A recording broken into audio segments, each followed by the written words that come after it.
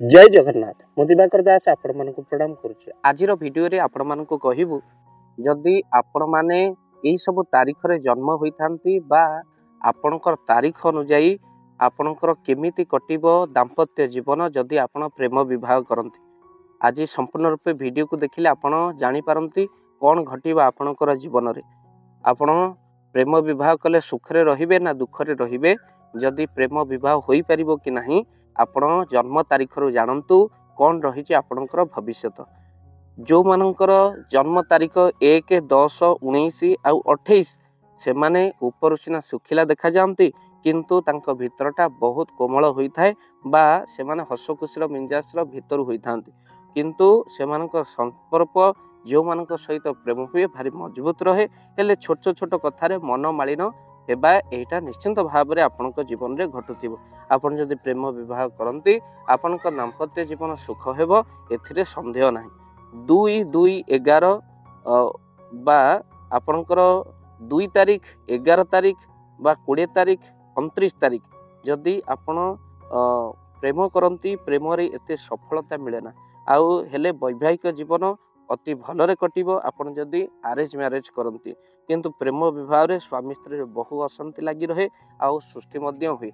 छोट छोट कथार मनमालिन हुए आउ आपण अभिमान स्त्री कले स्वामी करतो बुझी बुझी आपणकर दिन तमाम एमती बीतीଯିव। जो माने 2-11 आउ से माने 20-29 तारीख रे जो मानकर जन्म रही जो व्यक्ति मानकर तापरे 3-12-21-30 एमाने गुप्तंग रे बहुत प्रेम करती कहीं से माने देखे हवाई चाहती ना से माने परिप्रकाश करि पारंते नहीं। परिवार को डरती से माने भूल निष्पत्ति बेले बेले नियंती से माने प्रेम संपर्क परे विवाह पई जिद धरी बसंती। विवाह परे बहु कलह हुए से मानकर से माने मध्य सावधान रहिबार आवश्यकता अछि।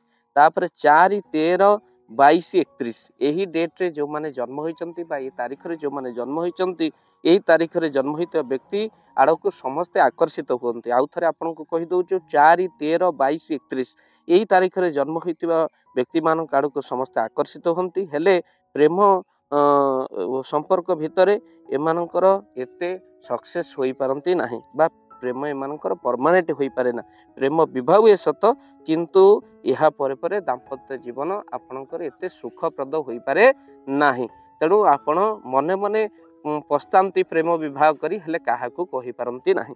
तेणु ये भली घटना घटिबो। आउ ता सहित आपणकर 5 अंक आसीचंती 5-14-23 एमाने भारी स्वार्थी भावरे बा स्वार्थ भावरे धन आउ मनरे तांकर थाए कोन ना जो मानक पाखरे धन आ जो मानक पाखरे विपुल कोन ना सुंदरता एही मानक देखि ए माने भल पांती। एही 5-14-23 जो डेट रे जन्म होइते व्यक्ति से माने कोन करंती ना जहाँ पाखरे अधिक धन से माने लालित होंती सुंदरता देखि से माने फसी जांती। आउ जेउठी ए सब जिनस नाही सेथिरे से माने मुंड पुरांती नाही अर्थात से माने प्रेम विवाह अति कम देखा जाइछि। भक्तबंधु कहीं कि एमानकर बहु प्रेम गठित हुए बा से प्रेम मध्य भांगी जाए। आउ तापरे 6-15-24 आउ यही डेट रे जन्म प्रेम विवाह हुए हेले दाम्पत्य जीवन रे बहु कलह सृष्टि हुए। तेणु भक्तबंधु प्रेम विवाह पूर्वक आप राधा कृष्ण को सबुले पूजा करंतु। तेणु 7-16-25 प्रेम जोगु एमाने बहु कष्ट करंती घरे विवाद देखा जाए।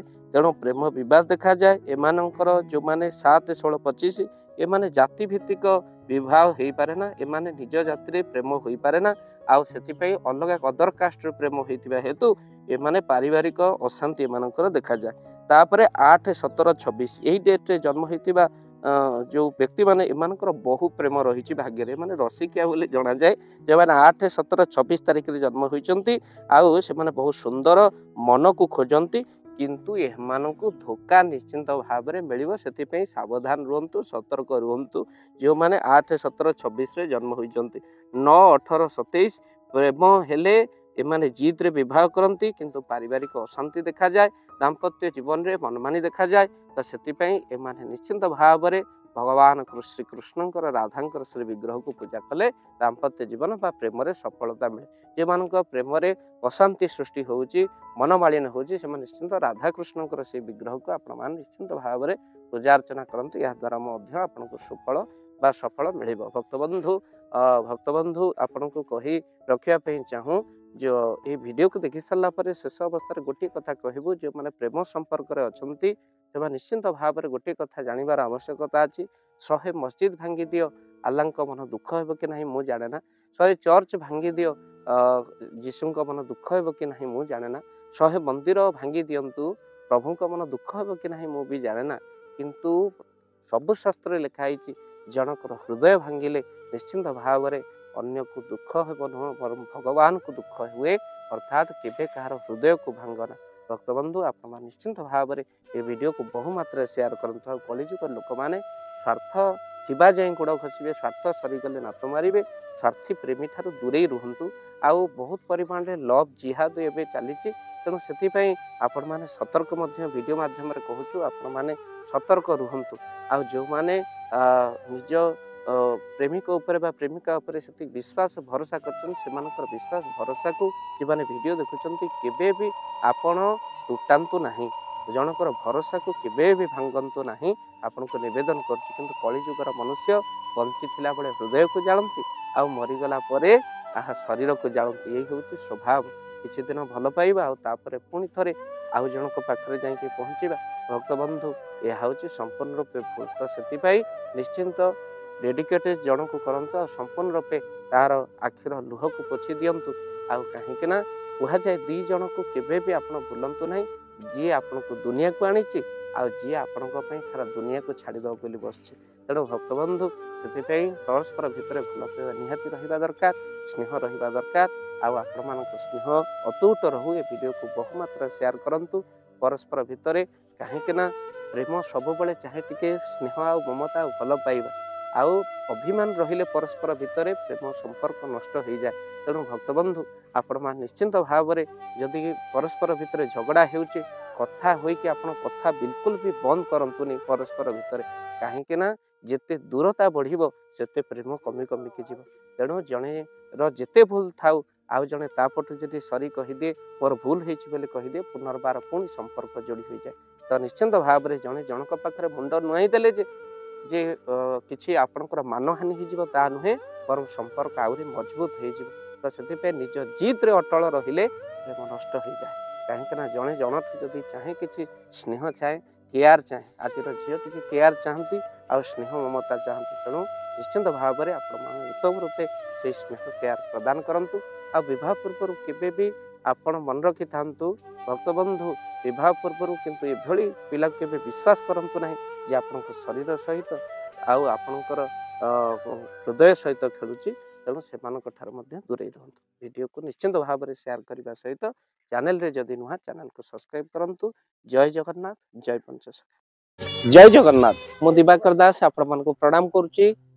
ରାତିରେ ହରି କଥା କହି ଯେତିକି ଅର୍ଥ ମିଳେ ତା ଦ୍ୱାରା ଆମ୍ଭେମାନେ କିଛି ଅସହାୟ ଲୋକମାନଙ୍କ ପାଖରେ ପହଞ୍ଚୁ, ଆଉ କିଛି ସେବା କରୁ।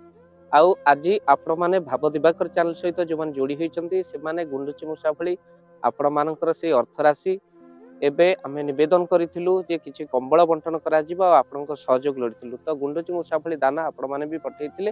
ଆଉ ସେହି ଦାନରେ ଆମ୍ଭେମାନେ ପହଞ୍ଚିଛୁ ଜଗତସିଂହପୁର ଜିଲ୍ଲା ବିରିଡ଼ି ବ୍ଲକର ଏଇ ଯେଉଁ ଆପଣ ଦେଖୁଛନ୍ତି ଭଙ୍ଗା କୁଡ଼ିଆ ପାଖରେ ଆମ୍ଭେମାନେ ଠିଆ ହେଇଛୁ, ଯେଉଁଠି ମାଆ ମାନେ ଶୀତ ରାତିରେ କେତେ କଷ୍ଟରେ ରହୁଥିବେ ଆପଣମାନେ ଅନୁଭବ କରୁଛନ୍ତି। ଆମେ ଯେତେବେଳେ ରାତି ଅଧରେ ରୁମ୍ ହିଟର ଲଗେଇ ଶୋଉଛୁ, ସେହି ସମୟରେ ଏଇ ଭଙ୍ଗା କୁଡ଼ିଆରେ ଅନେକ ମାଆ ମାନେ ମଧ୍ୟ ରହୁଛନ୍ତି। ତ ସେଥିପାଇଁ ଶୀତ ବସ୍ତ୍ର କେତେ ଆବଶ୍ୟକ ଆପଣ ଜାଣିଥିବେ। ତ ସେଇଥିପାଇଁ ଆମ୍ଭେମାନେ ଆସି ପହଞ୍ଚିଥିଲୁ। ପ୍ରକୃତରେ ସମୁଦ୍ରରେ ବର୍ଷା ହୋଇ କିଛି ଲାଭ ନାହିଁ, ଆପଣ ଜାଣିଛନ୍ତି। ଆପଣମାନଙ୍କର ଦାନ ପ୍ରକୃତ ଅସହାୟଙ୍କ ପାଖରେ ପହଞ୍ଚୁ, ଆମେ ସବୁବେଳେ ଚେଷ୍ଟା କରୁ। ଆଉ ସେଥିପାଇଁ ଜଣେ ବୟସ୍କ ମା ଆମ ପାଖରେ ଅଛନ୍ତି, ତାଙ୍କୁ ଗୋଟିଏ କମଳ ଦେଲୁ। ଆଉ ମଧ୍ୟ ମା ଜଣେ ଅଛନ୍ତି, ତାଙ୍କୁ କମଳ ଦେଲୁ।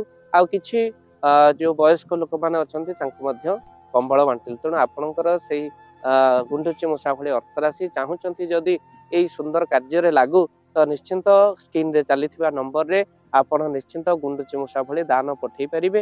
ଆଉ ସେଇ ଦାନରେ ଆମ୍ଭେମାନେ ପହଞ୍ଚିବୁ ସେଇ ଅସହାୟ ଲୋକମାନଙ୍କୁ ସହଯୋଗ କରିବା ପାଇଁ। ତ ଆପଣମାନେ ମଧ୍ୟ ଭାବ ଦିବାକର ଚ୍ୟାନେଲ ସହିତ ଯେଉଁମାନେ ଯୋଡ଼ି ହୋଇଛନ୍ତି ସେମାନେ ଭାଗିଦାର ହୁଅନ୍ତୁ। କାହିଁକି ନା ଧନ ଅର୍ଜନେ ଧର୍ମ କରି ଧର୍ମେ ପ୍ରାପତ ନରହରି। ମଣିଷ ଜନ୍ମ ହୋଇଛି ଦିନେ ନା ଦିନେ ମରିବ, କିନ୍ତୁ ତାର ଉପାର୍ଜିତ ଧନ ଯଦି କାହାର ଉପକାରରେ ଲାଗିପାରିଲା ईश्वर आपनको निश्चिंत भलरे रखिबे। विश्वास आ भरोसा रखंतु। दूरे थिबा लोक माने समय पांतिनी काहाकू सहयोग करिबा पई, किंतु से माने जदि चाहिबे आम द्वारा आपणकर से अर्थ राशि प्रति मासरे गोटे आम्बुलांस भी किणा ହେଇଛି ଆପଣ ଜାଣିଛନ୍ତି। ଆଉ ସହଯୋଗ କରିବା ପାଇଁ ଚାହାନ୍ତି, କମ୍ବଳ ବଣ୍ଟନରେ ସହଯୋଗ କରିବା ପାଇଁ ଚାହାନ୍ତି, କିଛି ଅସହାୟ ରୋଗୀମାନଙ୍କୁ ସହଯୋଗ କରିବା ପାଇଁ ଚାହାନ୍ତି, ତ ନିଶ୍ଚିନ୍ତ ଭାବରେ ସ୍କ୍ରିନରେ ଚାଲିଥିବା ନମ୍ବରରେ ଏବେ କଲ୍ କରନ୍ତୁ। ଆଉ ଏ ଭିଡ଼ିଓକୁ ବହୁ ମାତ୍ରା ସେୟାର କରନ୍ତୁ, କାହିଁକି ନା କେହି ଯଦି ସହୃଦୟ ବ୍ୟକ୍ତି ଏ ଭିଡ଼ିଓକୁ ଦେଖନ୍ତି ହୁଏତ ତାଙ୍କର ଶ୍ରଦ୍ଧା ହେବ, ଆଉ ନିଶ୍ଚିନ୍ତ ସେ ଦାନ ରାଶି ପଠେଇଲେ ଆମେ ନିଶ୍ଚିନ୍ତ ଉପକୃତ ହେବୁ। ସ୍କ୍ରିନରେ ଚାଲିଥିବା ନମ୍ବରରେ କଲ୍ କରନ୍ତୁ, ଆମେ ଦେବୁ ଆପଣଙ୍କୁ ଫୋନ୍ ପେ ନମ୍ବର, ଆଉ ସେଇ ନମ୍ବରରେ ଆପଣ ଚାହିଁଲେ ପଠେଇ ପାରିବେ ସେବା ରାଶି।